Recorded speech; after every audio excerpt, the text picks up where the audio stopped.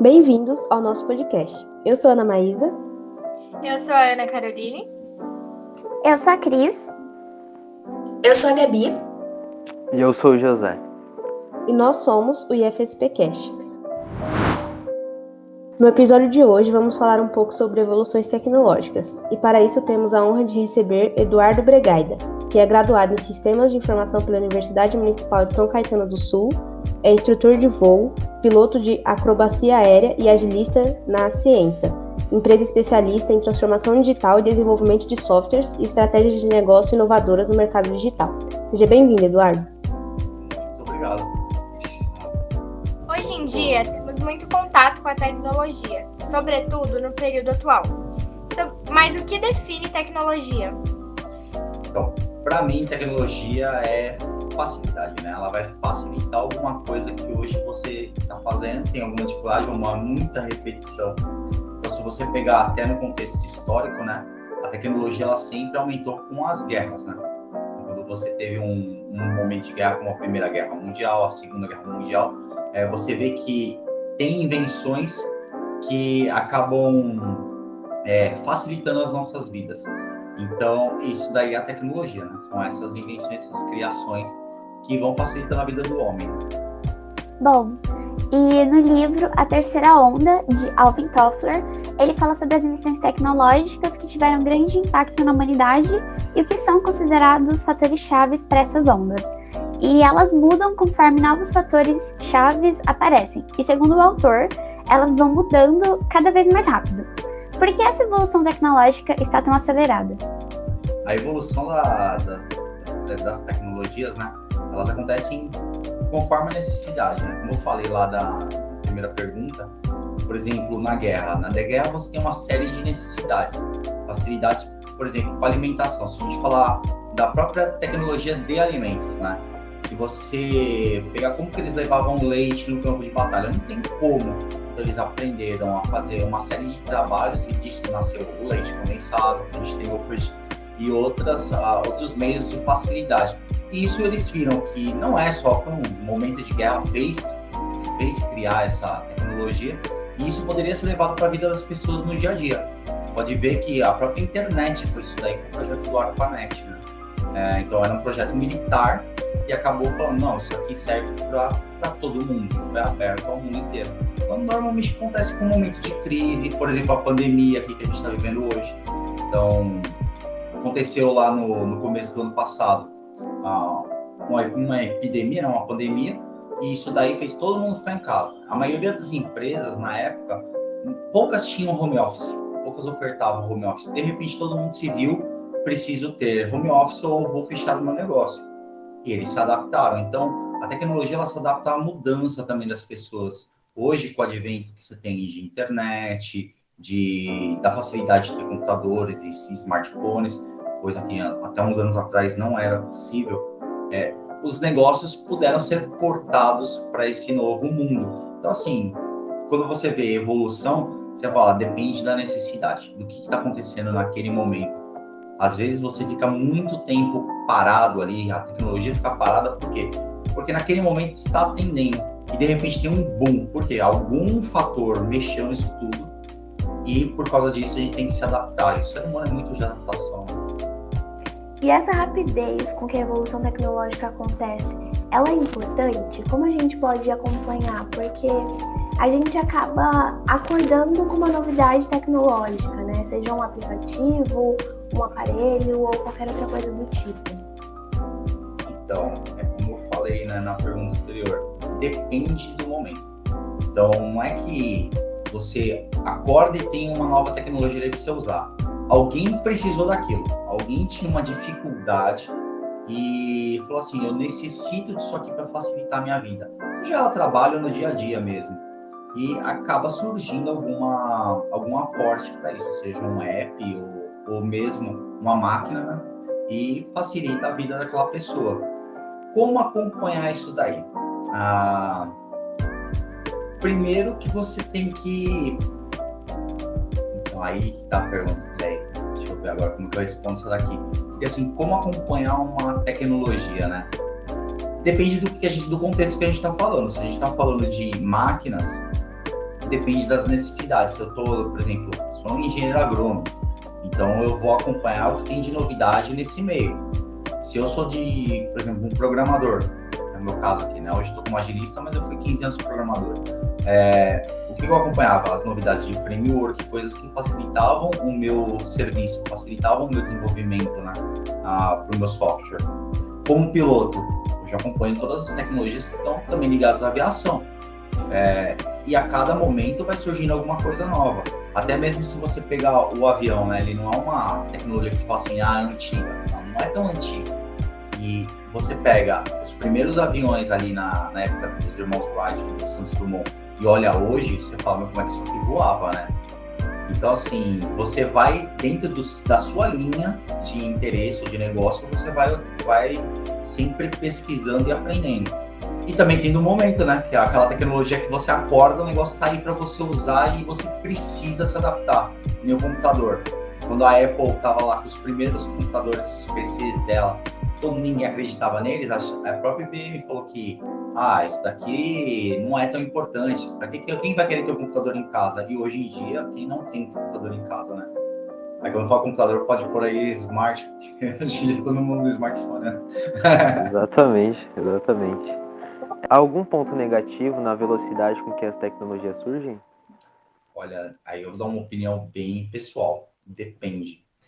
Existem o problema do aprendizado daquela tecnologia, existe a motivação de usar uma determinada tecnologia. Então, quando você fala de aprender, uma pessoa mais antiga, ela, lógico, vai ter um pouco mais de dificuldade do que uma pessoa nova.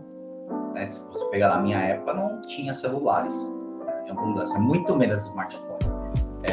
Hoje em dia é uma coisa comum, mas eu pego, por exemplo, a minha mãe, a minha avó, elas ainda não conseguem usar. Deu um iPhone pra minha mãe, coitada, né? Ela olha ali e fica me perguntando as coisas, ela não sabe mais ligar, ela só sabe fazer vídeo chamada, que é o que ela aprendeu. Mas a gente é mais tranquila.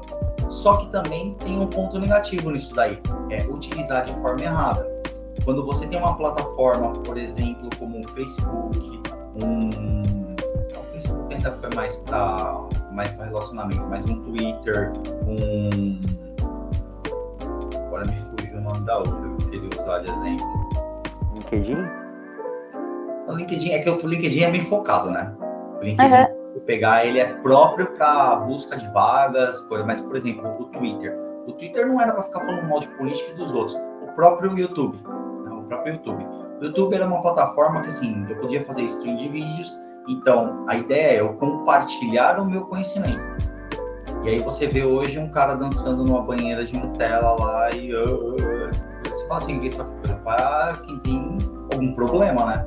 E assim, o que é divertido ver um cara vestir chocolate lá, batendo palma.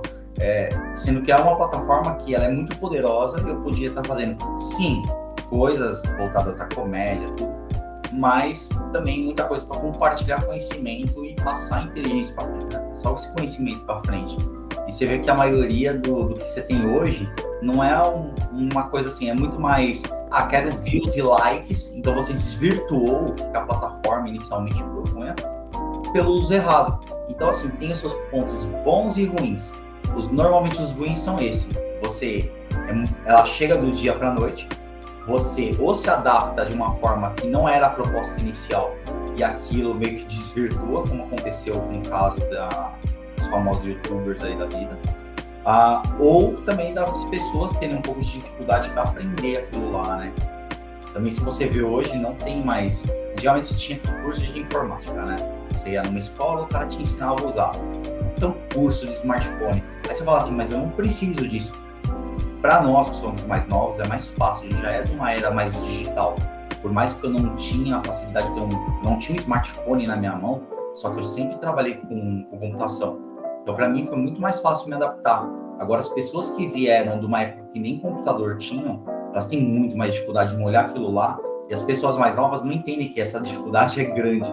E você pode ver, hoje em dia, você não tem uma escola, alguma coisa que prepare essas pessoas para se adaptarem, né? É meio que vai fazendo aí, vê o que dá. Sim. São pontos negativos também, né? Top. Complementando isso que o senhor Edu falou, Como transformar a velocidade em um aliado na hora de desenvolver novas tecnologias? Então, quanto a sair a produção mais rápida, né? Volta lá nas primeiras perguntas. Então, assim, depende do que é aquilo lá que vocês estão buscando, né? Por exemplo, a pandemia. A pandemia precisava de uma vacina ou de alguma coisa mais efetiva. Querendo ou não, toda a gama de conhecimento de vacina, de criação e da própria informática, para tudo, foi utilizada para a criação dessas vacinas que tem hoje.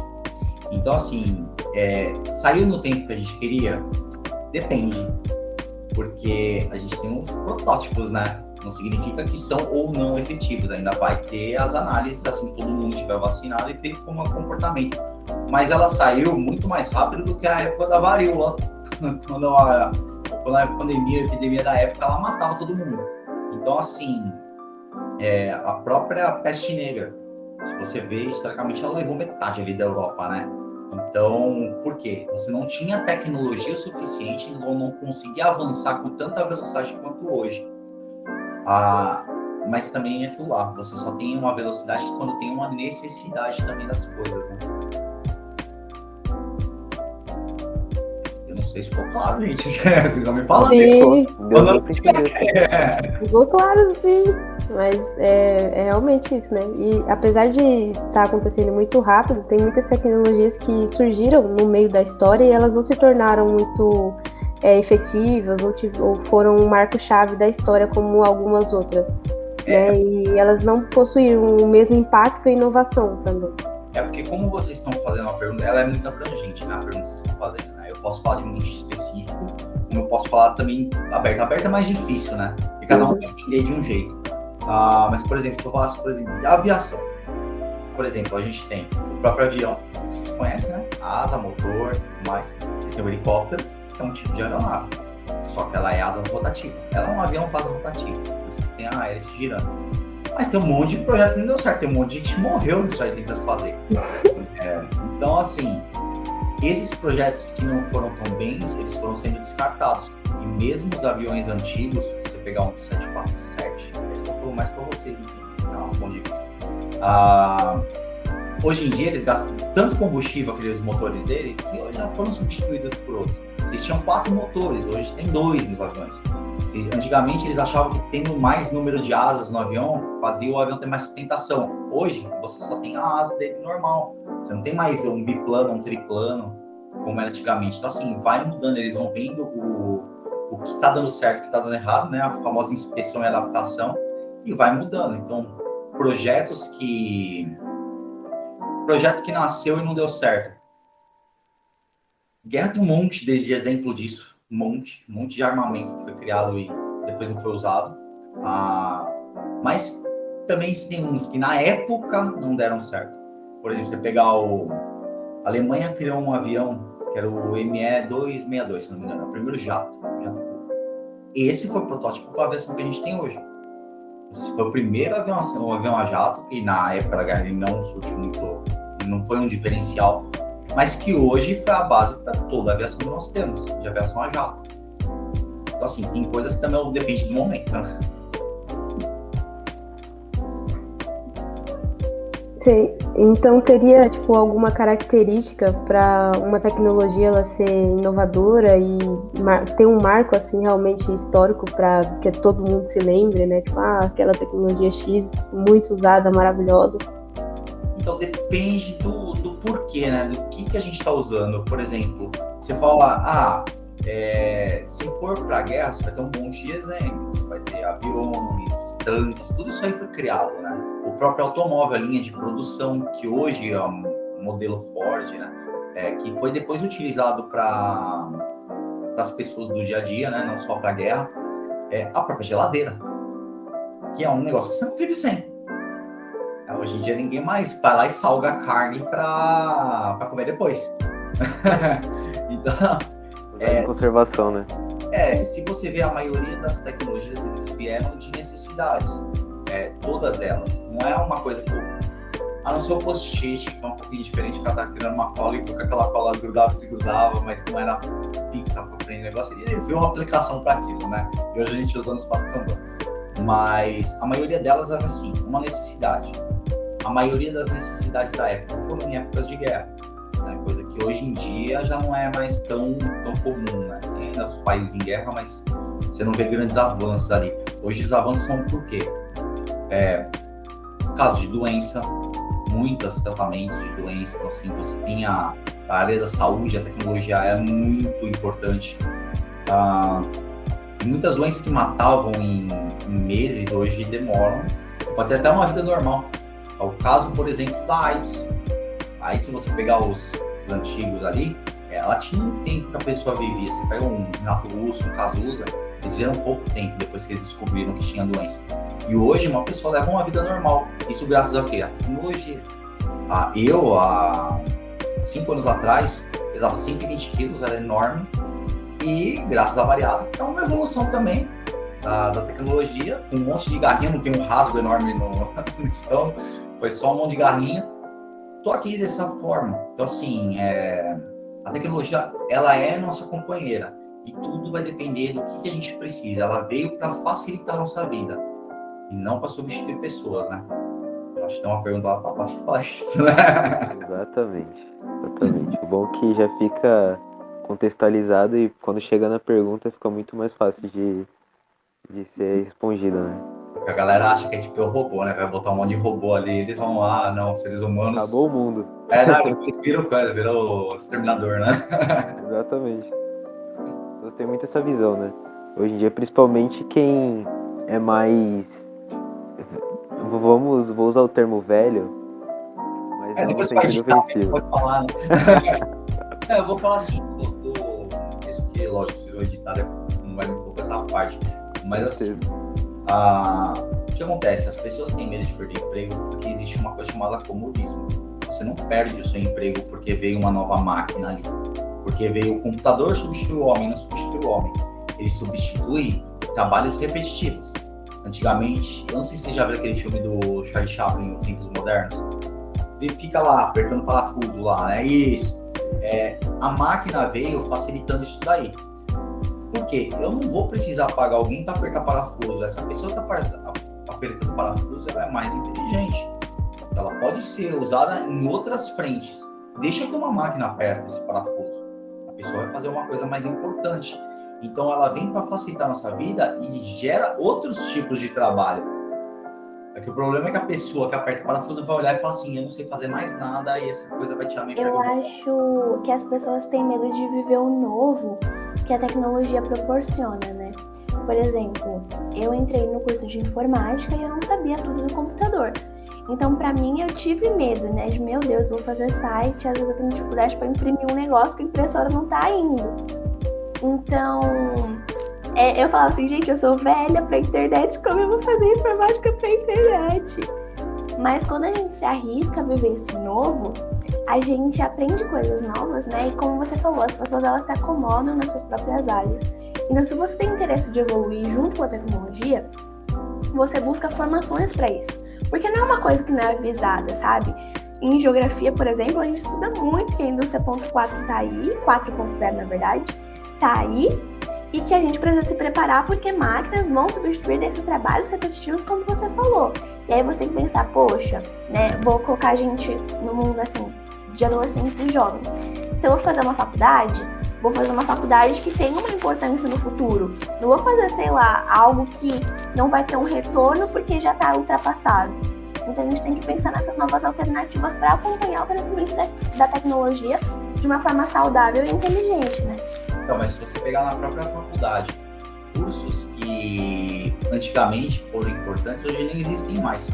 Eles vão se adaptando. A própria universidade ela vai se adaptando às coisas novas, né? Tipo, você não vai fazer hoje uma faculdade de secretariado.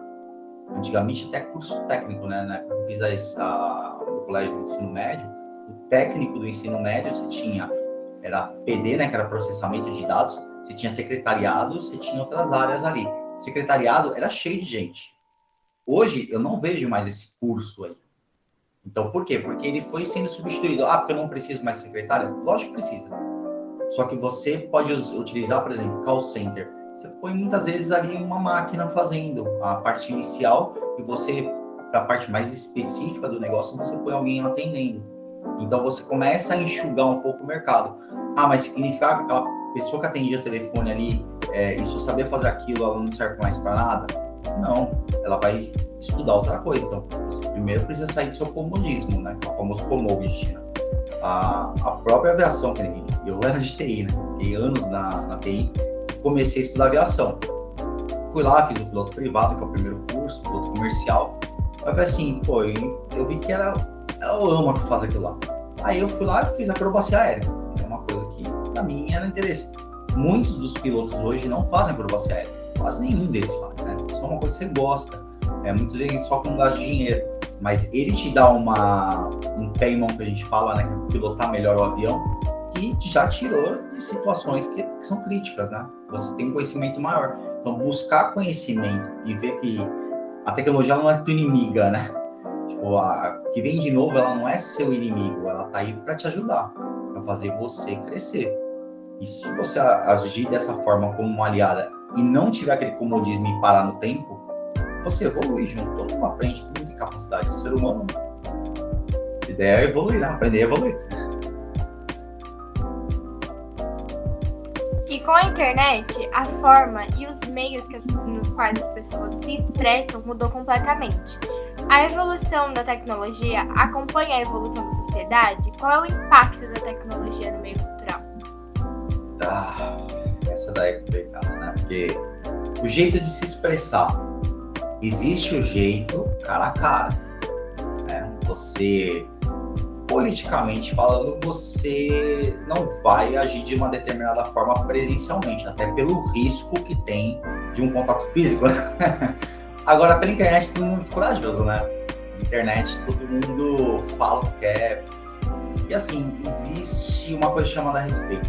Então, se você não concorda com a opinião de alguém, você não tem que ir lá e massacrar a pessoa. Você pode pôr a sua opinião, falar, discordo da sua ideia por conta disso, isso põe a sua opinião. Hoje você vê que é muito hate, né? Você põe lá qualquer coisinha, a pessoa já vem embaixo e já critica. Tanto que os youtubers falam, né? Você põe seu vídeo, mas não olha os comentários, né? Por quê? Porque olhar o comentário, tem gente que só vai lá para criticar. Como isso muda na sociedade como um todo? Bom, você acaba se tornando um pouco mais agressivo, né? No âmbito virtual, por mais que você não seja essa pessoa no dia a dia. O cheque de sociedade, assim, do dia a dia, de presencial, você não vai tomar determinadas atitudes que você acaba tomando no meio virtual. E lógico, dentro da internet, não é que também é uma terra sem lei. Não adianta eu criar lá um login qualquer ali e ficar xingando e tal. Porque também hoje está sendo trazido esse conceito de que a internet é um mundo sem lei, já está caindo porque já existem algumas leis e estão criando mais leis para isso, para você, politicamente correto, né? Você vê uma coisa assim que aconteceu, não é tão recente, já tem alguns anos isso, mas via Twitter.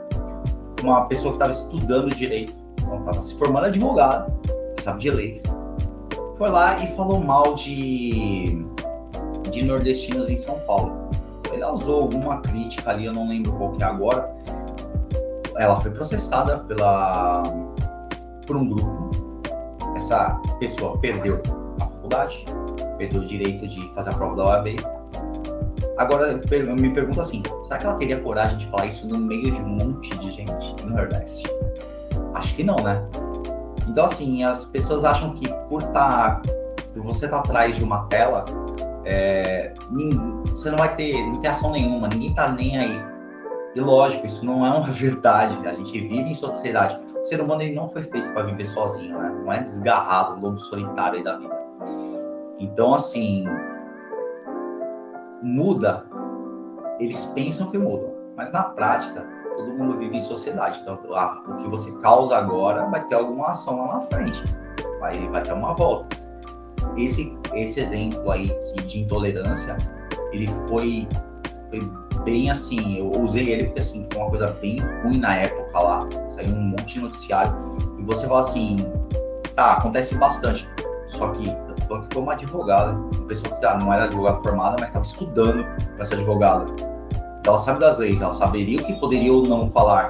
Não tô pegando alguém aqui aleatório na rua e perguntando qualquer besteira. Tô pegando uma pessoa que está se informando e deveria ser culta e agindo dessa forma, né? Então, muda sim a forma de eu me expressar, dependendo do ambiente. Virtual, as pessoas acham que podem tudo, mas jamais teriam essa coragem de fazer isso aí no meio dos outros, né? No dia a dia. Eu ia comentar da questão que você falou da agressividade, que às vezes a gente não entra no Twitter, por exemplo, para propagar o ódio, mas tem tanta gente soltando coisas assim que você fica com raiva. Que nem, às vezes eu tava lá de boa, sempre tem alguém xingando alguma coisa. Sempre, assim, a internet ajuda muito em pautas sociais, políticas e tal, mas isso traz muita discussão que às vezes é desnecessária. Então, por exemplo, sai uma série nova e aí você entra lá pra ver os reviews e tem, tipo, muita gente xingando tal personagem, porque isso e aquilo, e aí começa uma discussão sem fim, e você acaba, tipo, isso te afeta, assim. Eu sou aquela pessoa que entra no Twitter, aí uso por um tempo, aí não dá, aí eu saio. Aí eu volto porque se a gente não souber... Eu acho que a gente tem aquela mania de, não todos, né, mas a grande parte das pessoas, de achar que a internet é terra sem ninguém, sem dono, e que pode jogar qualquer coisa lá, né? Então, por exemplo, como a Cris falou, né, mencionou as séries. Eu posso não gostar de uma série ou não gostar de um livro e uma pessoa amar essa série. Então, assim, a gente tem que aprender a respeitar essas opiniões que são diferentes e que tá tudo bem, sabe? Eu acho que a pessoa pode, assim, expor a opinião dela e falar assim, olha, eu não gostei da série porque eu achei que, sei lá, o roteiro faltou tal coisa, eu achei que não foi tão bem explicado. E dar a sua opinião como uma crítica para melhora, para falar, olha, talvez não assista essa série porque você vai perder tempo, mas aí quem gostar vai colocar os pontos fortes do que ela gostou. E aí é isso que a internet deve ser construída, por opiniões diferentes, mas que haja respeito e que haja uma troca de informações sinceras e sem xingar e tocar hate em ninguém, né? Que você colocou um ponto aí que, assim, dá até para explicar de duas formas. Se você pegar, por exemplo, vocês já estudaram a Primeira Guerra Mundial, né? Vocês lembram que é uma guerra por trincheira, né? Todo mundo cavou os buracos lá, os caminhos e ficavam lá. E se você olhava para cima, pelo menos nos filmes, você olha ali o pessoal olha para cima, vê aquela nuvem de coisa ali, né? Porque ali eles tacavam muita bomba de fumaça, esse tipo de coisa, gás de mostarda. O que na cabeça deles eles tinham? Que eles podiam atirar à vontade nos outros, porque do outro lado tinha monstro. Porque algumas vezes você vê as propagandas representando monstros. Porque não tem um contato visual. A mesma coisa com a internet. No Twitter, eu não tô olhando pra cara de vocês. É só um monte de texto. Então a pessoa, ela fala de uma forma mais dura. Ela tá achando que, falando daquela forma, tá tudo ok. E na verdade não tá. Às vezes ela falta com respeito, ela é indelicada. E outra coisa, no Brasil a gente não segue as leis dos Estados Unidos. Tipo, você tem liberdade de expressão até um determinado ponto, né? Então, até onde vai a sua liberdade de você se expressar, né? E aí depende de alguns tópicos, é bem complicado você falar. E você vê que o pessoal fala na internet como se fosse, tipo, qualquer coisa. E aí que vem as sanções, que nem essa própria advogada que eu citei no comentário anterior. Ela falou que veio na mente dela. Para ela é aquilo, mas aí teve uma coisa jurídica em cima. Então aqui não tem esse negócio de se expressar de qualquer jeito. Se isso é bom ou ruim, então depende de cada um também. Agora, que a internet ser usada para hate, isso é completamente errado. Porque ela não veio para isso. Ela veio para compartilhar informações, ou compartilhar conhecimento. Ela veio para ajudar as pessoas. E não para eu ir lá e criticar fulano, ciclano, beltrano, ou raça, religião, o que for. Não é para isso que ela serve. E você vê o pessoal fazendo exatamente isso. Vendo chegar num vídeo lá e criticar o seriado, que foi um bom exemplo. Pô, eu gosto de um seriado, você não gosta. Legal, você com sua opinião com a minha. Política. A política nem deveria ser discutido a nível de, tipo, gosto ou não gosto na internet. Porque, assim, política é igual a religião. Cada um tem a sua. Você tem sua mente, você pode até expor a sua ideia. Desde que a outra pessoa também tem respeito, responde com as ideias dela. Não é para te converter. O pessoal pensa muito em conversão. Eles vêm com esses ataques tentando te converter. Isso não vai acontecer. Só que isso gera raiva. Só que você outra pessoa, terceira pessoa ali aleatória, passando pelos comentários, lê aquilo. Aquilo também te ofende, porque é contra a sua visão. Aí você tem duas opções. Ou você joga mais gasolina ali no fogo, ou você ignora e vai embora. Eu já fui muito tempo, já cheguei lá, comprar briga lá e continuar. Hoje não, eu olho ali e falo, legal, pro próximo, vamos ver o que tem mais de interessante para baixo. E você vê que tem muito assim, ninguém mais respeita as opiniões. É a minha vontade contra a de todo mundo e acabou. E se não é o que eu quero, então vocês estão errados. É basicamente isso. É muito também pelo poder do anonimato, né? Hoje em dia, você pode chegar na internet, pode tanto colocar a sua foto, quanto colocar uma foto de um anime, sabe? De uma foto de um desenho. E esconder, você fingir ser uma pessoa que você não é na internet, né? Então faz muito sentido também essa questão das pessoas elas exporem mais, de uma forma até ofensiva, as opiniões, né, delas. E presencialmente elas não serem essa pessoa, né? Exato, porque você, eu olhando nos seus olhos, pô, eu não vou falar determinadas coisas que eu sei que vai te ofender. Eu consigo ver a sua reação, se você tá gostando daquele assunto ou se você tá averso daquilo lá. É um julgamento, né, da outra pessoa. Texto, foto, talvez ali, ó, um videozinho ali. Por vídeo você pode ver, por vídeo as pessoas não fazem tanto assim, do hate desse jeito. As pessoas ao Eu vivo. acho que essa era, né, que a gente vive do cancelamento é muito injusta. Não que eu não acredite que as pessoas devem ser punidas por ações que elas cometem na internet, como falar alguma coisa ou levantar uma bandeira sem saber uma história por trás, ou julgar outra pessoa, enfim. Mas a forma como essas pessoas são punidas é muito séria, porque você causa depressão, ansiedade, transtornos psicológicos nessa pessoa pelo simples fato de você tacar tanto hate nela que ela perde N coisas da sua vida. Então eu acho que a forma certa de punir, vamos dizer assim, é ensinar essa pessoa sobre o seu erro e não simplesmente colocar um hate e transformar essa pessoa em um monstro da internet. A próxima pergunta, né, mudando um pouquinho o rumo da conversa, é como fazer que projetos tecnológicos tenham os melhores resultados possíveis? Existem maneiras de administrar projetos para que eles sejam eficientes e inovadores? Olha, como fazer que os projetos tecnológicos tenham melhores resultados possíveis? Bom, por experimento, né? É literalmente tentativa e erro. Não tem como. Eu preciso tentar, eu preciso ver o que aquilo lá vai me gerar e pegar o resultado, o feedback daquilo. Agora, se tem maneiras de administrar que seja eficiente e inovador para você ter certeza que aquilo vai dar certo, então, existem muitas técnicas para isso, né? Uma delas mesmo é trabalhar com agilidade, né? Trabalhar com, por exemplo, o método, metodologia, um framework, por exemplo, Scrum, que o pessoal todo mundo fala. Você acha que é importante, por exemplo, quando você cria um produto, você entrevistar o seu público-alvo, saber se isso vai solucionar as necessidades do seu público-alvo para aquele produto, ou é melhor você simplesmente fazer e esperar ver o que vai dar? Então, é exatamente essa parte do Scrum que eu ia falar. Você não sai pegando uma ideia e jogando ela no mercado. Você vai fazer um experimento. Então, você vai precisar, sim, de um público. Antigamente, a gente criava um produto e jogava e tentava ver o que dava, né? Hoje, a gente faz pedaços desse produto. A gente está falando muito de software, né? Faz pedaços e vai soltando para o usuário. Todos vocês devem ter Gmail, né? A Gmail era beta até um tempo atrás.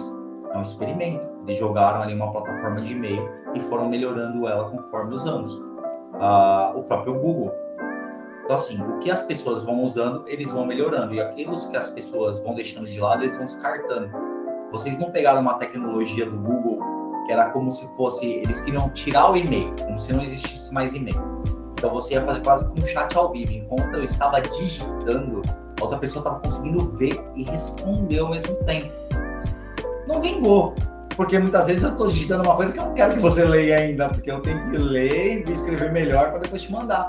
Então foi uma coisa que não vingou. Mas o que eles fizeram? Experimento. Eles soltaram esse pedacinho, não era a versão final, era um pedacinho que funcionava. Foi vendo como o pessoal utilizava aquilo e foi tirando.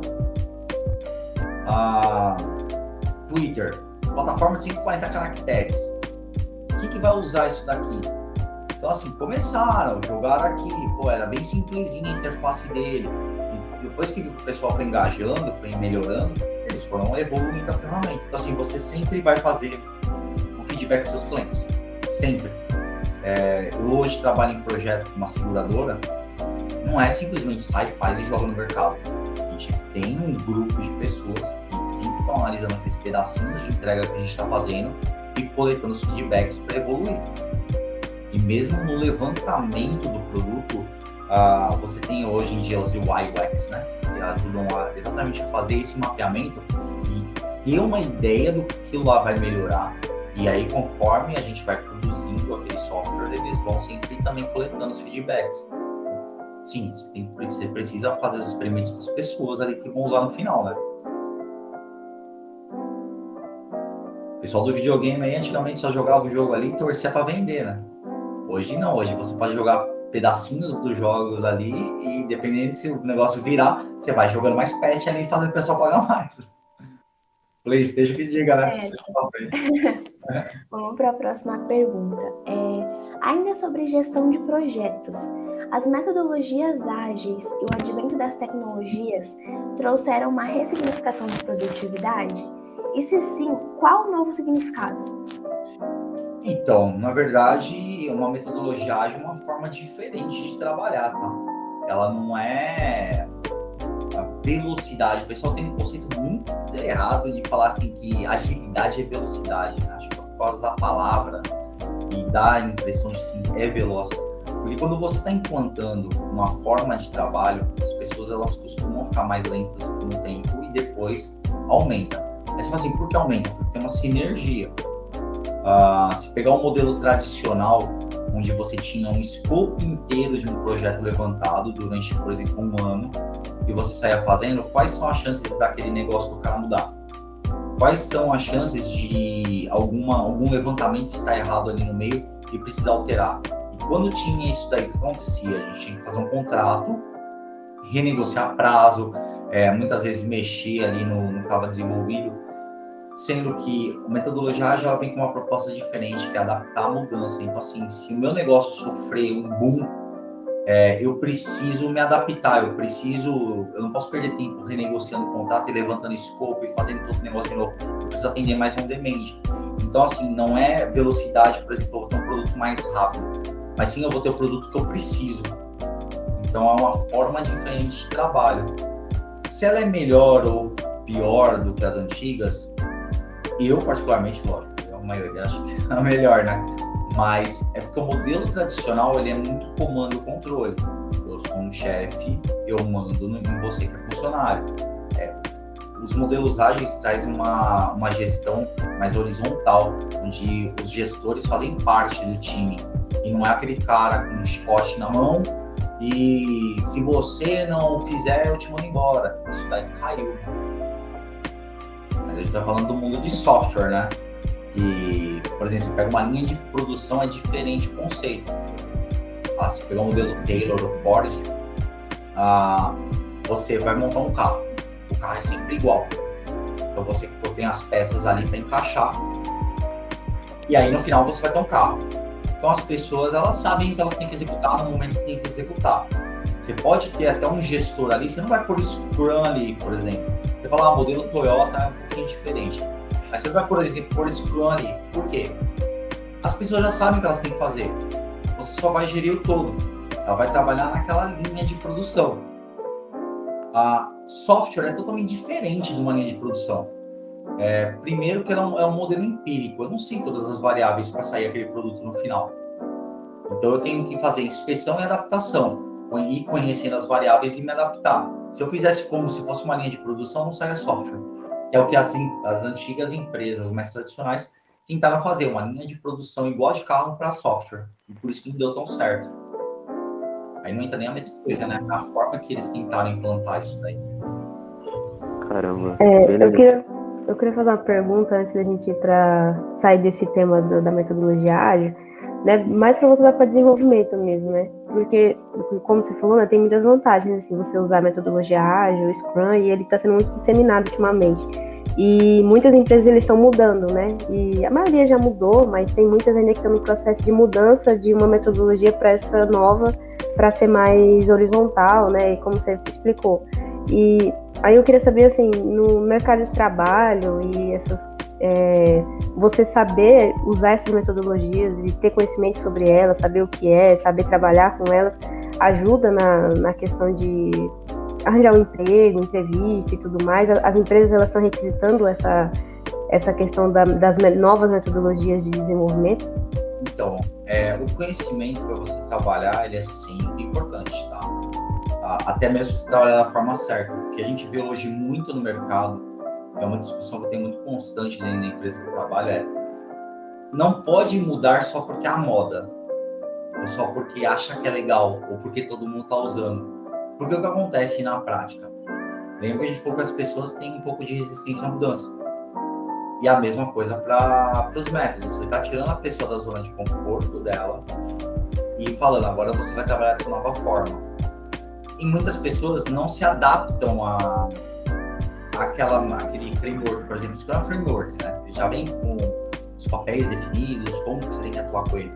Então, quando você vem com essa, olha, vamos trabalhar desse jeito, você encontra um pouco de resistência ali. E demora para a pessoa mudar aquele mindset e falar, não, esse jeito é mais legal, esse jeito é diferente. Então, assim, ou mesmo a empresa ter a ideia de que, tipo, o antigo talvez funcionava melhor do que esse novo. Normalmente, um top-down ali faz assim. E as pessoas acabam implantando o negócio de forma errada. E ao invés de sair aquele modelo bonitinho, by the book ali que você viu, sai uns modelos Frankenstein. Então você fala assim, eu tenho o Scrum, mas eu não tenho um monte de cerimônia dele, então você não tem Scrum. Eu tenho o Kanban, eu coloco o Kanban de qualquer jeito numa empresa e saio fazendo, mas você não tem nenhum domínio do que é um método Kanban. E aí você só sai colocando lá de qualquer jeito, sem treinamento, sem nada. O que você vai fazer? Você vai virar, uma hora vai virar uma pastelaria aqui. Aí você vai dar um passo para trás. Então, assim, você ter o conhecimento, sim, é um diferencial. Não só para quem quer ser gestor, mas como programador também. Porque você vai entrar num time de desenvolvimento. Se você vai trabalhando no modelo de Scrum, você vai falar o que você consegue fazer dentro de uma sprint. Então você tem que saber isso daí para ninguém chegar lá e entuchar coisa em você. E se alguém entuchar, você fala, não, o framework não trabalha dessa forma.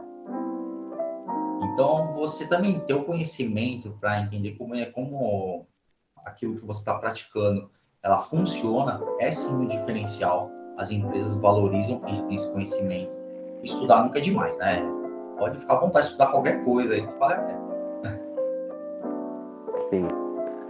E voltando para uma pergunta que foi mais inicial, né, da nossa entrevista, que é inclusive um tema que é muito debatido, né, principalmente porque existem muitas curiosidades, né, já quando futuramente as máquinas vão dominar, né, os seres humanos e tudo mais. Inclusive eu conheci até um youtuber, eu não sei se o senhor conhece, que era de games, que ele defendia totalmente a ideia de que um dia as máquinas iam substituir os empregos dos humanos e dominar, sabe? Elas iam criar tipo uma própria consciência, iam quase que exterminar os seres humanos, uma teoria super, enfim.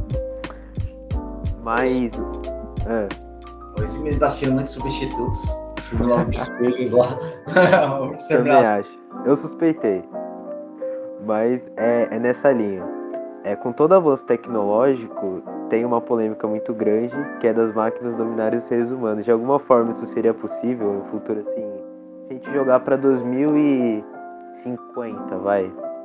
Que eu acredito que mesmo assim ainda não tem essa possibilidade. Então, vamos lá, né? Uma máquina, se possível, desenvolver uma consciência e atacar os seres humanos como acontece no Exterminador do Futuro, ou em outros filmes, Eu Robô e tudo mais. Se você vê esses filmes, a maioria deles são baseados em contos infantis, né? Tipo, o próprio Eu Robô é o João Maria, o IA lá, inteligência artificial, é o das migalhas, João, tipo, das migalhas, um é baseado no Pinóquio, são tudo baseado em algum ponto assim. Tem lá aquela parte de você ter as 3 leis da robótica, né? O robô nunca pode diferir ser humano.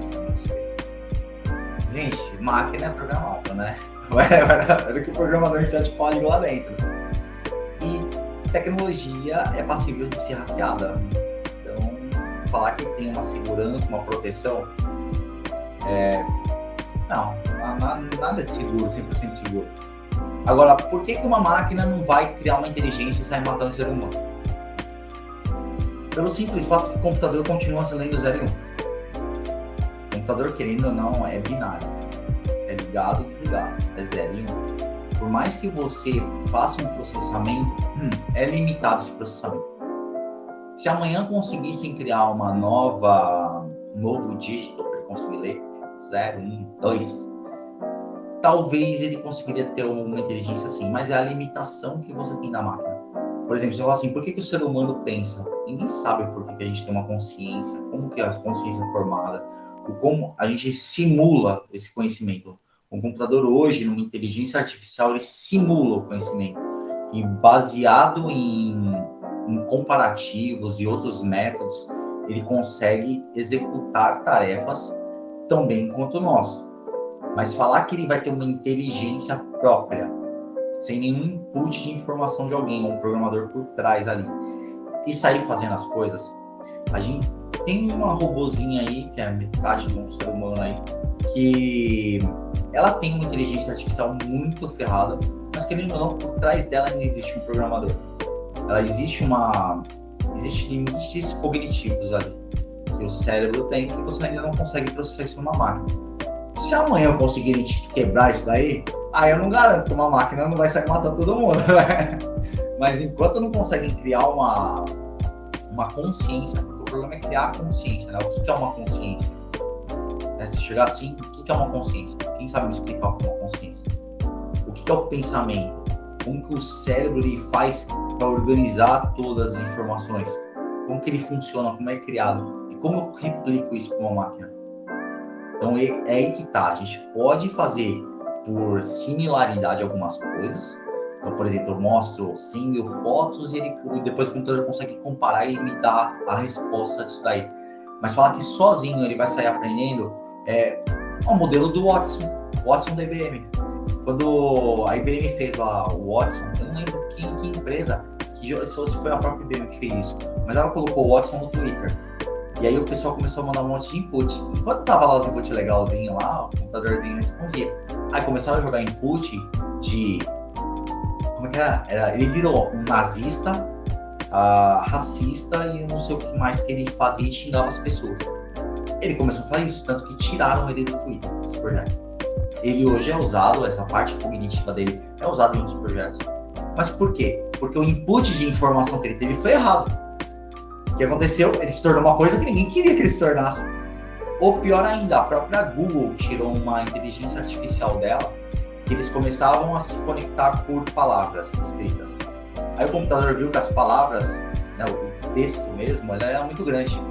Então eles criaram uma própria linguagem. Quando foi ver, estava mandando um monte de caractere especial e eles se conversavam nesse caractere especial, mas nenhum ser humano entendia o que eles falavam. Então, assim, é uma consciência?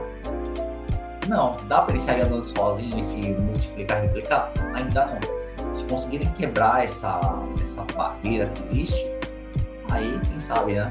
Eu não posso falar que não vai existir, né? Nossa, sou muito fã de Star Trek, né? De Star Wars também, então.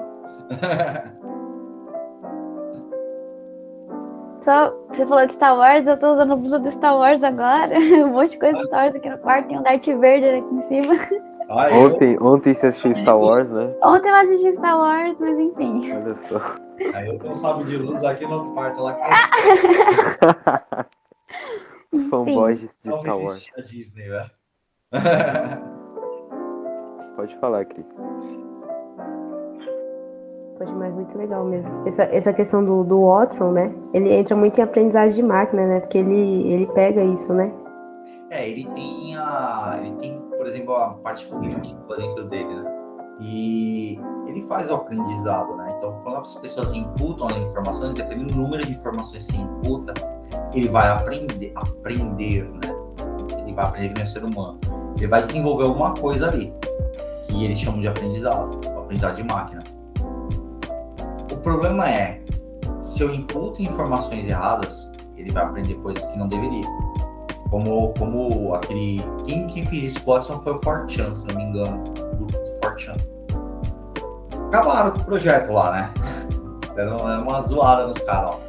Mas a internet é um mundo vasto. Você tem coisas boas, tem coisas ruins. Você tem a Deep Web, que é Deep Web, né? Que é onde é um lugar que ninguém entra. Então, assim, depende do que ele vai aprender. A gente fala assim, a máquina tem que vir para ajudar a gente. É óbvio, esse é o trabalho de uma máquina. Só que sempre vai ter alguma pessoa diferente. Falando sobre robô, eu espero que nenhum professor veja esse podcast. Eu queria muito, gente, que criasse um robô que fizesse as coisas pra gente. Tipo um gênio da lâmpada. Por exemplo, eu tô com muita preguiça num dia. Aí eu tenho 1001 trabalhos pra fazer, eles são pra entregar. Aí eu chego e falo assim, robô, eu vou dar um nome pro meu robô, vai ser Josefo. Em homenagem ao José. Aí eu falo assim, Josefo, eu quero que você faça meu trabalho de artes e meu trabalho de sociologia, minha lição de matemática e minha lição de português. Aí ele vai e faz, tipo, bonitinho. Porque de alguma forma ele vai ter, tipo, a minha personalidade. Então ele vai responder como eu responderia. Gente, meu sonho. Alguém cria que eu patrocino. Nem tenho nem dinheiro, mas eu divulgo. Nem seguidor eu tenho, mas mesmo assim dá um jeito. Aí você vai ter uma tomada aí na sua nuca que nem uma matriz, pra absorver depois que ele aprendeu. Exatamente. Porque assim, Eu vou falar assim pra ele, robô, Josefo, vai aprender francês. Depois eu conecto minha cabeça com a dele e passa pra mim conhecimento. Olha que inovador. A gente vive na matriz, porque é assim, lógico, eu também pensava numa coisa dessas quando eu era menor. Tipo, é muito mais fácil alguma coisa escrevesse por mim do que eu escrevendo aqui. Só que tem um porquê você tá escrevendo aquilo lá, né? Tá aprendendo. O professor passa ditado, você fala coisa chata, né? Tem um motivo dele passar aquilo lá. Hoje vocês estão na escola ou faculdade? Escola. É escola, alguns da faculdade. Da A Ana, no Eu tô na faculdade. O E a resto gente tudo no ensino médio. Ensino médio, mais curso técnico junto. Tá, técnico em informática. Eu sou mecatrônica. Mecatrônica. Bom, tem a ver Eu com a gente. sou melhor curso. Não vamos criar briga aqui, Informática, gente. ó, informática, a Gabi é informática e a Ana também é informática. E só se você vai pra mecatrônica, o pessoal que programa com máquina. Então eu crio o hardware e eles programam pra mim. Aí eu falo assim, ó, a única coisa ruim que a mecatrônica eu acho muito legal, e assim como também a engenharia de hardware, né? A única coisa ruim é que no Brasil a gente não tem trabalho com essas coisas, né? Quando tem é muito específico. Fazer coisa com Arduino, essas coisas legais, né? Você deve estar brincando com Arduino aí, né? Você não brinca com o Arduino? Assim, por conta do... Nossa, do retorno. Só pra mim? Acho que voltou ao normal. Por conta do ensino remoto, a gente perdeu um pouco do contato presencial, né? Mas eu faço parte do projeto de robótica, que é meio a parte do técnico. Aí a gente tá aprendendo a programar a ESP, sabe? Microcontrolador. Então, assim, ainda tenho aquele contato, mas não como seria presencialmente. É bem legal. Aí eu te falo assim, ó. Procura a vaga pra fora, viu? Porque aqui dentro você vai acabar entrando no desenvolvimento de software para empresa, né? Porque você vai aprender a programar. Dificilmente você vai achar alguma coisa para você criar algum hardware, trabalhar, por exemplo, uma montagem de uma linha de alguma coisa, né? Aqui a gente muito mais cria os softwares. E hardware mesmo, normal é vir de fora. Tem pouca empresa aqui no Brasil que realmente faz a criação e concepção daquele produto. Mas é uma área muito legal mesmo. Você pode deixar a sua casa toda inteligente. É bem legal. Eu curto, pelo menos. vocês queriam saber de tecnologia? Eu lembrei do negócio. A gente no avião, a gente aprende a voar no piloto privado, a gente leva uma carta com a gente, carta de papel mesmo. Quais as chances de você se perder usando uma carta de papel? Eu acredito que grande. E aí você precisa de um aeroporto ou uma pista para pousar um avião, né? Então, hoje em dia você tem qualquer celularzinho aqui, você põe um GPSzinho de avião, leva ele. Então, é uma coisa que a tecnologia, assim, facilita muito a nossa vida. Mas a gente voa por GPS? Não, a gente voa, continua com a carta aqui. Mas é um cross-check, é uma segurança a mais que você não tinha antes. E muita gente já se perdeu e caiu com o avião por causa disso. Porque se perdeu em um lugar, já não sabia mais onde estava, desorientava, acabava caindo. Hoje já você tem algumas facilidades, e isso graças à tecnologia. Tanto a de satélite, quanto a de software, quanto a de celular. E tudo isso daí compõe, né? Que você usa. Poxa, muito bom, muito bom. Maravilhoso esse podcast, né? Infelizmente estamos chegando ao final, estou triste por isso, né? Mas gostaríamos de saber se você tem mais alguma consideração final, alguma coisa que você queira falar aí para as pessoas que estão nos ouvindo. Bom, a gente discutiu bastante aqui sobre a utilização da tecnologia. Pessoal, utilizem a tecnologia como sua aliada. É um lugar que você tem que aprender, você tem que passar conhecimento. É para isso que ela serve, passa conhecimento. Ajude as pessoas, ninguém aqui sabe tudo sozinho, nasceu sabendo. Então, assim, utilizem a tecnologia ao seu favor.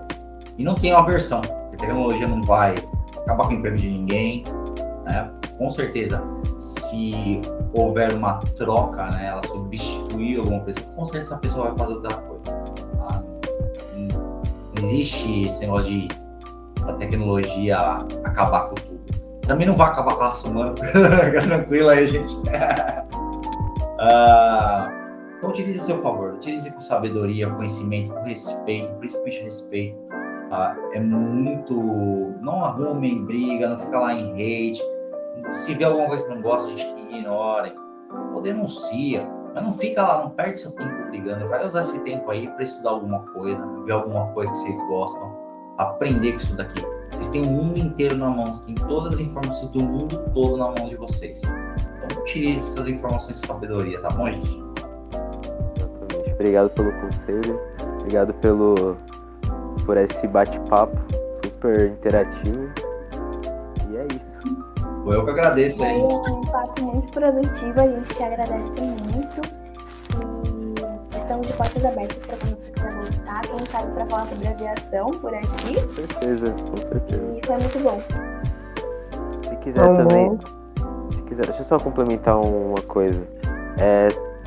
Alguns de nós, né, não todos, mas a gente algum momento na nossa vida já fomos estudantes no Instituto Federal. E lá tem um avião. Inclusive ele já fez alguns voos, né? Se eu não estou enganado. Se o senhor quiser também ir lá para ensinar a gente a pilotar, o super top. Ela fica onde isso daí? Fica no Instituto Federal. De Guarulhos, São Paulo. Tá, porque outro dia eu passei voando lá perto de Araraquara, tinha uma faculdade também com um avião lá embaixo. Eu passei com o avião em cima, que eu olhei pra lá, tem um avião no meio do mato aqui. Então, fica no Gramado, assim, era um presente. Eu não lembro muito bem, talvez a Ana Maísa saiba. Ele era usado para estudo de engenharia. O pessoal da engenharia usava ele para estudar, né? Ele foi doado, se eu não me engano, da Receita Federal, alguma coisa assim. E aí ele ficava dentro de uma sala, que tem uma história que eles tiveram que quebrar a parede para enfiar ele lá dentro, e ele ficava lá. Aí depois tiveram que fazer umas reformas nessa sala e botaram ele lá para fora. Aí a gente, toda pessoa nova que vai lá, tira foto nesse avião. E, enfim, ele fica lá pra nós, boniteza, pra ele ser lindo, entendeu? É pra isso. Você não sabe que modelo que é não, né? Não faço ideia. Eu sei que ele tem uma hélice na frente, assim, duas asinhas, um buraco pra você sentar e é branco. Pronto. Chegamos ao final do nosso podcast. E, Eduardo, gostaria de te agradecer novamente aí por ter aceitado o nosso convite. Como a Gabi falou, estamos sempre de portas abertas aí para o serviço do senhor, não, para o Eduardo compartilhar com a gente um pouco mais de conhecimento sobre tudo que ele já sabe, que ele sabe muita coisa, graças a Deus. Então, agradecemos também você que está nos ouvindo até aqui e Não se esqueçam de nos seguir nas nossas redes sociais, no Instagram, no YouTube, e nas nossas plataformas de áudio. Basta pesquisar por IFSPcast. Muito obrigada. Compartilhem os nossos podcasts. Sejam, assim, marqueteiros pra gente, de graça, por amor no coração. Minha gente. Pois é, gente, é isso aí. Muito obrigada e até o próximo episódio. Tchau, Gente, tchau. quem não compartilhar vai ter uma vida de azar durante 7 anos. Não compartilha. Enfim. Beijo, gente.